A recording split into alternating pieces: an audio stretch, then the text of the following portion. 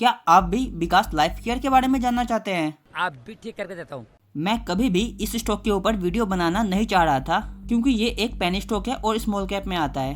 क्या बात कर रहे हैं? पर पता नहीं क्यों लोग इस स्टॉक के लिए हर वीडियो में कमेंट कर दे रहे हैं। सुबह सो के उठता हूँ तो विकास लाइफ केयर, सुबह 9 बजे, दोपहर में खाना खाने के बाद फोन चेक करो तो विकास लाइफ केयर, दोपहर 3:30 बजे, रात 11 बजे। और आज मैं भी इन लोगों को निराश न करते हुए लेके आया हूँ complete analysis about Vikas life care. आप भी ठीक करके देता हूँ। और ये वीडियो खत्म होने से पहले आपको पूरी इन्फॉर्मेशन मिल चुकी होगी विकास लाइफ केयर के बारे में। ये वीडियो 3 पार्ट में डिवाइड होगा।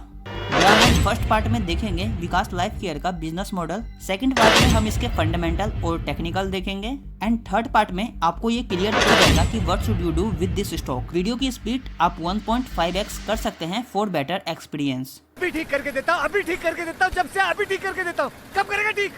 दी बिजनेस मॉडल। विकास लाइफ केयर का 3 मेन बिजनेस है, जिसमें से फर्स्ट आता है प्लास्टिक एंड पॉलीमर बिजनेस। ये कंपनी का सबसे पुराना और मेन बिजनेस है। एंड इनका जो सेकंड बिजनेस है वो है रिसाइकलिंग एंड सस्टेनेबल प्रोडक्ट का, जहां ये प्लास्टिक कंपाउंड, पॉलीमर और एडिटिव्स बनाती और बेचती है। Automobile work, wire and cable, packing material, इन चीजों पे इस प्रोडक्ट का इस्तेमाल सबसे ज्यादा होता है। ये कंपनी प्लास्टिक वेस्ट का रिसाइकलिंग करके नया प्रोडक्ट बनाती है। साथ ही ये company green and eco friendly material बनाने पे बहुत ज्यादा फोकस करती है। एंड प्लास्टिक फ्री इंडिया को लेके गवर्नमेंट भी इस कंपनी को काफी ज्यादा सपोर्ट कर रही है। जान दे देंगे इसके लिए। थर्ड एंड लास्ट है इनका real estate and infra material का बिजनेस, जहां कंपनी रियल एस्टेट प्रोजेक्ट और बिल्डिंग मटेरियल जैसे फ्लोरिंग, पीवीसी प्रोडक्ट में भी काम करती है। और ये 3 था अब तक इस कंपनी का मेन बिजनेस। लेकिन हाल ही में इस कंपनी ने नए सेगमेंट में फ्रेश एंट्री लिया है और अब ये company agree product and FMCG में भी वर्क कर रही है। और अब विकास लाइफ केयर का 3 नहीं बल्कि 4 बिजनेस हो गए हैं, जिससे कि इनका बिजनेस डाइवर्सिफाई हो गया है, जो कि सिर्फ एक सेक्टर पे डिपेंड नहीं है। एंड इस चौथे सेगमेंट में कंपनी एग्रीकल्चर के लिए प्रोडक्ट बना रही है, साथ ही organic food, rice, dry fruit, spices, इन सभी का ट्रेडिंग और मैन्युफैक्चर भी कर रही है। एंड अगर बात करें विकास लाइफ केयर लिमिटेड के फ्यूचर ग्रोथ प्लान का, मीन्स आने वाले सालों में कंपनी क्या करना चाह रही है, तो इसमें टॉप पे आता है एफएमसीजी और ऑर्गेनिक प्रोडक्ट, जो कि मैंने आपको ऑलरेडी बता दिया है। कंपनी ने हाल ही में अभी एफएमसीजी सेक्टर और एग्री प्रोडक्ट में एंट्री लिया है, जिसका सबसे बड़ा रीजन ये है कि इस सेक्टर में डिमांड बहुत तेजी से बढ़ रही है। सेकंड है green and recycle products. Company plastic recycling और एनवायरनमेंट फ्रेंडली प्रोडक्ट पर काम कर रही है। एंड फ्यूचर में गवर्नमेंट भी इको फ्रेंडली प्रोडक्ट को बढ़ावा देती है, तो ये कंपनी के लिए एक प्लस पॉइंट होगा। थर्ड है infrastructure and export. Vikas life care export को बढ़ाने और नए मार्केट में घुसने की कोशिश कर रही है।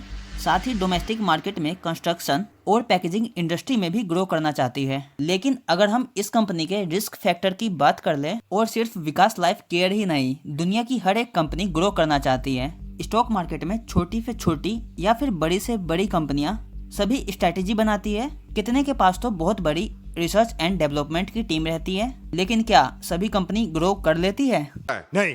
और हम ये तो जानेंगे नहीं क्यों सभी कंपनियां ग्रो क्यों नहीं कर पा रही, लेकिन ये जरूर जानेंगे कि विकास लाइफ केयर लिमिटेड का ग्रोथ स्टोरी में सबसे बड़ा रिस्क क्या है।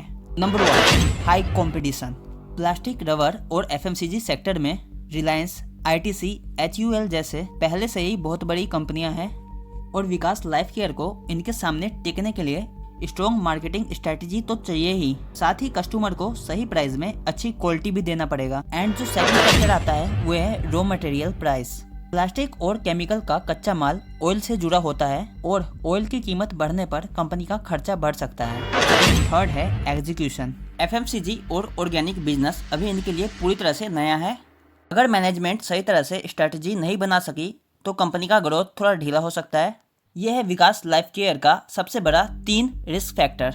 विकास लाइफ केयर लिमिटेड, जो कि आज के दिन ₹2.27 पे ट्रेड कर रहा है, तो पिछले 6 महीनों में इस कंपनी ने अपने इन्वेस्टर को 21% का लॉस दे रखा है। साथ ही अगर हम इसका ऑल टाइम का ग्राफ देखते हैं तो इस कंपनी ने अभी भी माइनस में रिटर्न निकाल के दिए हैं। और ये एक स्मॉल कैप कंपनी में आती है जिसका मार्केट कैप सिर्फ 420 करोड़ का है, और मार्केट कैप कंपनी की टोटल वैल्यू होती है। मतलब आप 420 करोड़ पे अगर इस कंपनी के ओनर को दोगे तो पूरी की पूरी कंपनी आपकी हो जाएगी। और अगर किसी भी स्टॉक का प्राइस बढ़ता है तो उस कंपनी का मार्केट कैप भी बढ़ता है। और अब दिखाने के लिए रह क्या गया है सिर्फ और सिर्फ इस कंपनी के माइनस पॉइंट ही है। चाहे अगर बात करें ROCE की या फिर ROE की, सभी इसके माइनस में है। डिविडेंड तो ये वैसे भी अभी नहीं दे सकती, और किसी भी कंपनी का बुक वैल्यू उसके शेयर के प्राइस से भी कम हो जाता है तो माना जाता है शेयर अभी अंडर वैल्यू हो चुका है। लेकिन हम क्या ही यकीन करें, क्योंकि PE रेशियो में भी इस कंपनी ने थोड़ा सा झोल कर रखा है। और एक प्लस पॉइंट में भी कंपनी यही बताना चाह रहा है कि अभी ये अच्छे वैल्यू पे मिल रहा है। लेकिन उसके अपोजिट अगर हम इस कंपनी के माइनस पॉइंट की बात करें तो वह अच्छे खासे मात्रा में भरे हुए हैं। इस कंपनी में प्रमोटर की होल्डिंग 14% से भी कम की है। साथ ही कंपनी का रिटर्न ऑन इक्विटी भी माइनस में है पिछले 3 सालों से। और 2021 से अगर हम इस कंपनी की सेल्स की बात करें तो समय के साथ इन कंपनी की सेल बहुत तेजी से बढ़ी है। 2021 में जहां ये कंपनी 75 करोड़ का सेल करती थी, आज के समय में वह कंपनी 480 करोड़ तक का सेल करने लगी है। लेकिन ये हुआ आधा सच, और पूरा सच जानने के लिए आपको नीचे आना होगा। गाड़ी स्टार्ट कर। ये कंपनी सेल तो अच्छा कर रही है, लेकिन इनको कुछ खास मार्जिन मिल नहीं पा रहा। जहां साल 2021 में इनको 10% का मार्जिन मिलता था, और अगर बात करें 2025 की तो इस साल तो इस कंपनी का बहुत बुरा हाल है। इसका मार्जिन माइनस में चला गया है, और ये कंपनी इतना सेल करने के बावजूद भी प्रॉफिट तो छोड़ ही दो, उल्टा ये कंपनी लॉस बना रही है। उम्मीद है आपको यहाँ तक समझ आया होगा। अच्छा। फॉर एग्जाम्पल, आपकी एक पेन की फैक्ट्री है जहाँ पे आप पेन मैन्युफैक्चर करते हैं, और उस पेन को बनाने में सिर्फ 2 रुपए की लागत आती है, और आपको वर्कर की सैलरी, रेंट वगैरह काट पीट के 3 रुपए और लग जाता है। मीन्स आपका टोटल खर्चा 5 रुपए का हो गया है। लेकिन वही पेन आप कस्टमर को 10 रुपए में दे रहे हैं, तो आपका पूरा 5 रुपए बचता है। वही 5 रुपए आपका ऑपरेटिंग प्रॉफिट मार्जिन होता है, और जो आपका 5 रुपए बचा है वो आपका नेट प्रॉफिट है। ठीक इसी तरह इस कंपनी का जो नेट प्रॉफिट आ रहा है वो लगातार माइनस में आते जा रहा है। और पिछले 2 सालों में कंपनी के प्रमोटर ने जरूर 3% की होल्डिंग इंक्रीज की है, लेकिन उनके अलावा फॉरेन वाले की भी कुछ खास होल्डिंग नहीं है इस स्टॉक में।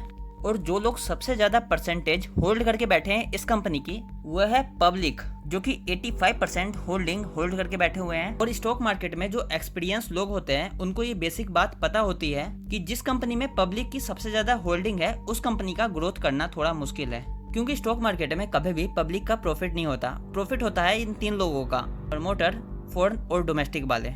और अगर आप इस कंपनी के इन्वेस्टर है या फिर इसमें इन्वेस्ट करने की सोच रहे हैं तो आपको क्या करना चाहिए, चलिए जानते हैं। और ये एकदम बेसिक चीज है जो कि गली के बच्चों को भी पता होता है कि किसी भी स्टॉक का प्राइस तभी बढ़ता है जब उस कंपनी का बिजनेस बढ़ता है।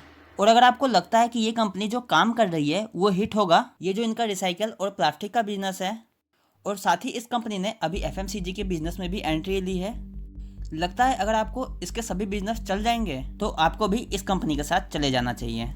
अरे सॉरी, मैं तो भूल गया कि मुझे इस कंपनी की तारीफ करनी थी, क्योंकि विकास लाइफ केयर के बारे में वही बंदा सर्च करेगा जो कि इसका इन्वेस्टर होगा या फिर इसमें इन्वेस्ट करने की सोचेगा। और मैंने आपके सामने इस वीडियो की हकीकत रख दी, जिसमें देख के आपको बिल्कुल अच्छा नहीं लगेगा, जिससे कि ये होगा कि आप वीडियो को कभी लाइक नहीं करेंगे और वापस इस तरह की वीडियो देखना नहीं चाहेंगे, क्योंकि इसमें आपके शेयर के बारे में गलत सलत कहा जा रहा है। लेकिन उससे मुझे कोई फर्क नहीं पड़ता। शेयर का अगर माइनस पॉइंट ज्यादा है तो मैं आपको पहले माइनस पॉइंट उसके बताऊंगा। लेकिन कुछ लोग जो कि ऑलरेडी इस स्टॉक में इन्वेस्टेड है, उन्हें क्या करना चाहिए, चलिए आइए जानते हैं। तो जब तक इस कंपनी का 2 क्वार्टर रिजल्ट नहीं आ जाता तब तक आप इस स्टॉक में इन्वेस्ट करने की सोचना भी मत, क्योंकि हमें इसके क्वार्टर रिजल्ट देखने के बाद ही इसके ग्रोथ का पता चल पाएगा। और जो लोग इस स्टॉक में फ्रेश एंट्री की सोच रहे हैं वो कम्प्लीटली अवॉइड कर सकते हैं इस तरह के स्टॉक को। और अगर आप इस स्टॉक में लॉस में हैं तो थोड़ा वेट कीजिए, इस स्टॉक को लॉस में बेचने की गलती ना करें, कम से कम 6 महीने का टाइम इसे और दें। और इसके अलावा अगर आपको किसी सेपरेट स्टॉक में डाउट है तो उसके लिए आप हमें कमेंट कर सकते हैं, जिसका रिप्लाई आपको जरूर दिया जाएगा। और साथ ही अगर अभी तक आपने हमारा चैनल सब्सक्राइब नहीं किया तो करना, परेशान हो गए हम लोग 2.5 साल से। बहुत जल्दी मिलते हैं आप सभी से नेक्स्ट वीडियो में।